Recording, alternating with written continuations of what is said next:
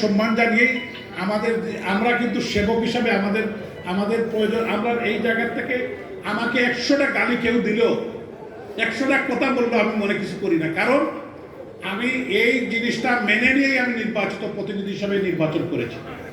আগামী 5 বছরের জন্য আপনারা আমাকে 2000 গালি দিলেও আমি কাউকে উত্তর দিব না, কারণ আমি ম্যান্ডেট আপনারা আমাকে ভোট দিয়ে নির্বাচিত করেছেন। আপনাদের কষ্টের কথা বলতে পারেন, এটা আমি মেনে নিব, এবং এইটাকে শুধরানোর জন্য, এটাকে সহবিস্তৃতি নিয়ে আসার জন্য, এটাকে আমরা বসে আলোচনার ভিত্তিতে। এখানে দেখেন আজকে আমি কষ্ট করে যিনি প্রধান অতিথি, উনি ঢাকা থেকে একবার এসেছিলেন বিমানের আজকে হজ যাত্রীদের বিদায় দেওয়ার জন্য, উনি আবার গেছেন ঢাকা 4টায় আবার চলে এসেছেন। জনাব শফিউল আলম চৌধুরী নাদের, যিনি এই শহরে জন্মগ্রহণ করেছেন, স্কুলিং, কলেজ, রাজনীতি করেছেন, বাংলাদেশ আওয়ামী লীগের সাংগঠনিক সম্পাদক হয়েছেন, জাতির পিতার সুযোগ্য কন্যা, আমাদের প্রাণপ্রিয় নেত্রী রাষ্ট্রনায়ক শেখ হাসিনা অত্যন্ত বিশ্বস্ত ব্যাংকার, যাকে সিলেটের আগামী জাতীয় নেতা হিসাবে মাননীয় প্রধানমন্ত্রী প্রতিষ্ঠিত করেছেন। আমাদের কুলাউড়া থেকে নির্বাচিত জননেতা জনাব শফিউল আলম চৌধুরী নাদের, উনাকে কষ্ট দিন, কারণ উনি আমাদের সিলেটের পক্ষে মহান জাতীয় সংসদে কথা বলতে পারবেন। উনি মাননীয় প্রধানমন্ত্রীর কাছে উনার সবসময় দেওয়া হয়, উনি কথা বলতে পারবেন, যে কারণেই আপনাদের সম্মুখে ওনাকে কষ্ট দিয়ে হাজির করেছে। এখানে আপনাদের মধ্যে উপস্থিত হয়েছেন এই শহরের আরেক রাজনৈতিক নেতা, যিনি তৃণমূল থেকে বেড়ে উঠেছেন, এই পাশেই তার বাড়ি।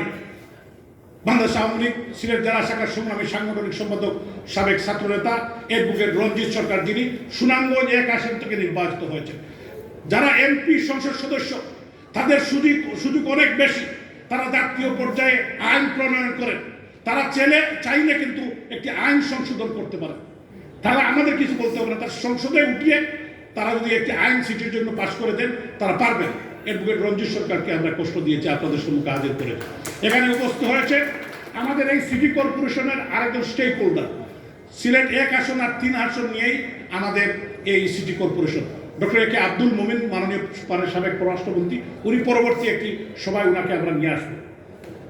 ওনার সাথে টাইম টু টাইম আমার যোগাযোগ আসে, এবং সিলেট 3 আসন দক্ষিণ সুরমার একটি অংশ নিয়ে 6টি ওয়ার্ড নিয়ে আমাদের ওনার নির্বাচনী এলাকায় জননেতা জনাব হাবিবুর রহমান হাবিব, যিনি জাতীয় সংসদ সদস্য এবং উনি ফরেন স্ট্যান্ডিং কমিটি ফরেন সার্ভিসের উনি একজন সদস্য বটে, এবং ওনারা কিন্তু কাজ করতে পারবে। এবং আমাদের আরেকজন দিদি, বীর মুক্তিযোদ্ধা, মাননীয় প্রধানমন্ত্রী রাষ্ট্রনায়ক শেখ হাসিনা এই বৃহত্তর সিলেট থেকে একমাত্র নারী নেত্রীকে মহান জাতীয় সংসদের সংরক্ষিত আসনে দিয়েছেন, জনাব রূপা চক্রবর্তী এখানে উপস্থিত আছেন। তো ওনাদের কষ্ট দেওয়ার মানে হলো যে ওনারা কিন্তু জাতীয় সংসদে গিয়ে আইন বানান, আইন করে দেন, এটা বড় পরিষদ। আমরা স্থানীয় সরকারের ছোট্ট জায়গায় আমরা কাজ করি, যে ওনারা মাননীয় প্রধানমন্ত্রীর কাছেও আপনাদের মনের কথা বলতে পারবেন। আপনারা কি চান?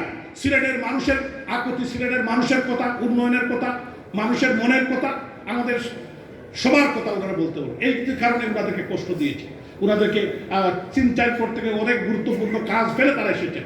তো আমি আপনাদের সবাইকে ধন্যবাদ জানাই, সাংবাদিক বন্ধুদেরকে ধন্যবাদ জানাই, এবং বিশেষ করে আমার সম্মানিত নগরবাসী, আপনারা কষ্ট করে এখানে এসেছেন, আপনাদের অনেক কথা আমরা শুনেছি।